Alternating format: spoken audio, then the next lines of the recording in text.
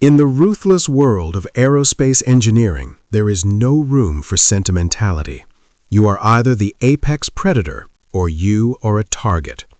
For 50 years, the F-15 Eagle has enjoyed a status no other fighter in history can claim: 104 air-to-air kills with 0 losses. It is the undefeated heavyweight champion of the world. But by the dawn of the 2020s, the golden age of the Eagle seemed to be over.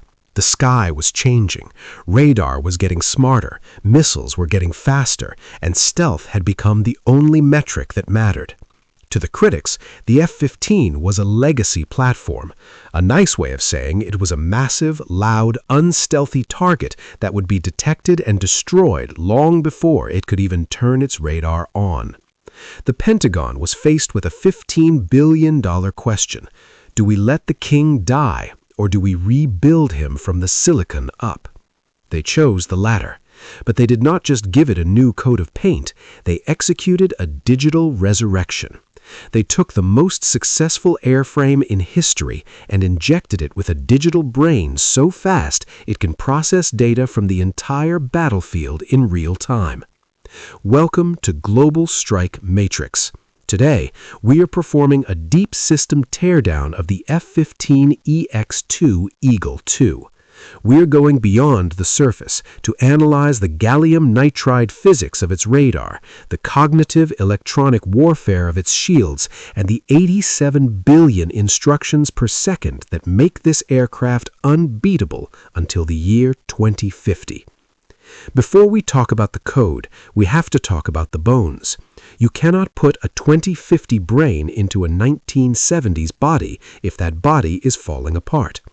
Every time a fighter jet pulls a high-G maneuver, the airframe experiences elastic deformation. Over decades of combat training, microscopic cracks form in the longerons, the structural beams that run the length of the aircraft. Most F-15s were rated for 8,000 flight hours. By 2010, the fleet was reaching its breaking point. In a move that shocked the industry, Boeing did not just patch the old planes. The F-15EX features a brand new airframe manufactured with advanced automated techniques. They replaced traditional aluminum with high-strength, corrosion-resistant alloys and simplified the internal structure. The result? The F-15EX is not rated for 8,000 hours. It is rated for 20,000 hours.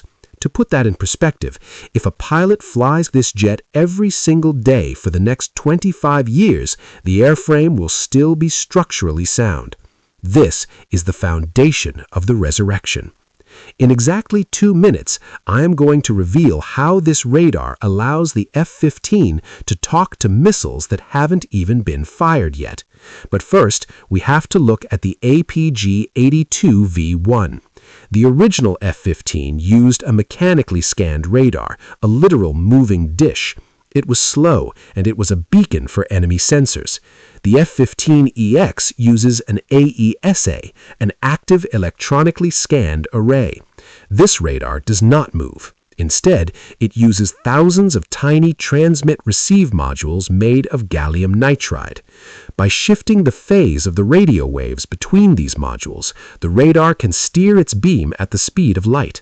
It can look at the ground, scan the sky, and track 20 different targets simultaneously without ever losing a lock. But here's the technical secret: LPI, or low probability of intercept.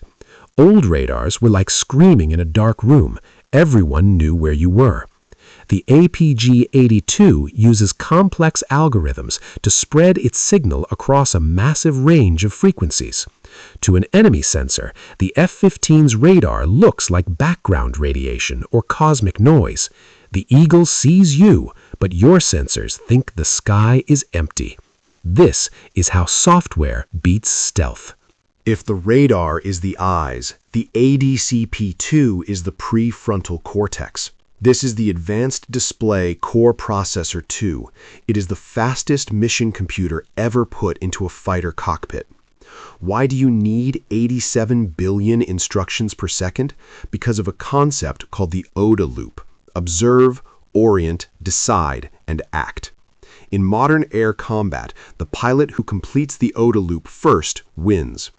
In older jets, the pilot had to look at 5 different screens and fuse the data in their own head. In the F-15EX, the ADCP-2 does that work for the pilot.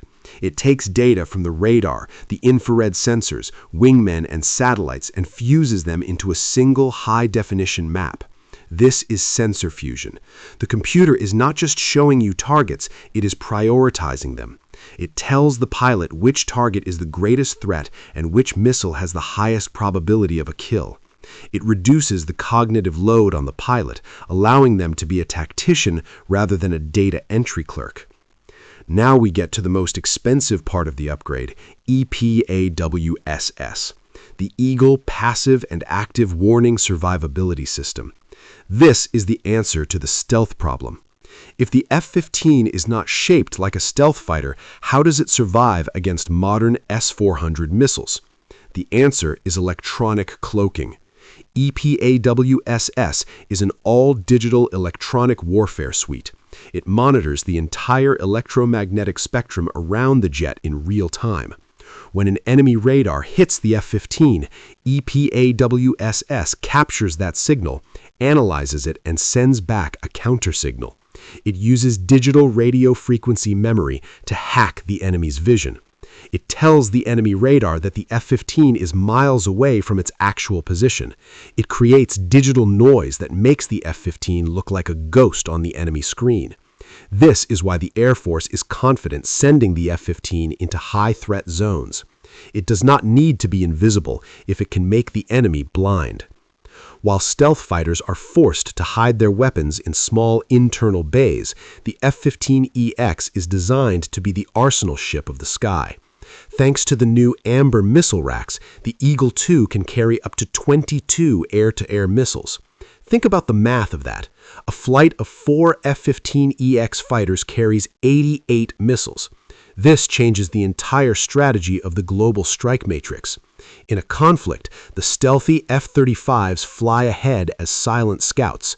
They find the target, but stay quiet. They send the target data back to the F-15EX, which is sitting 50 miles away. The Eagle then unleashes a wall of lead. It is the sledgehammer that finishes what the scouts started. The final reason the F-15EX will remain unbeatable until 2050 is OMS, or Open Mission Systems.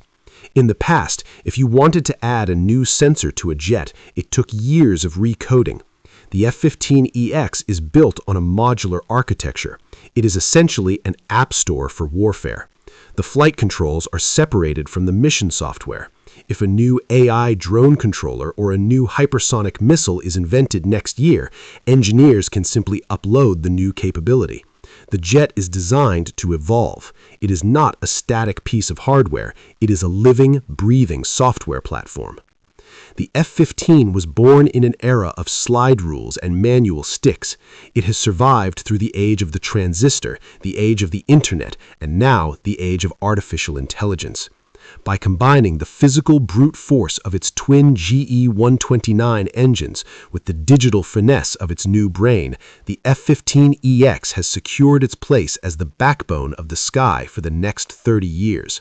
The king has not just returned, he has been upgraded for a war that hasn't even happened yet. If you want to understand the deep dive engineering behind the gallium nitride modules we discussed today, make sure to stay locked in to our upcoming technical features. This has been Global Strike Matrix. Subscribe to the Matrix and join the front line of aerospace intelligence. We will see you in the next deep dive.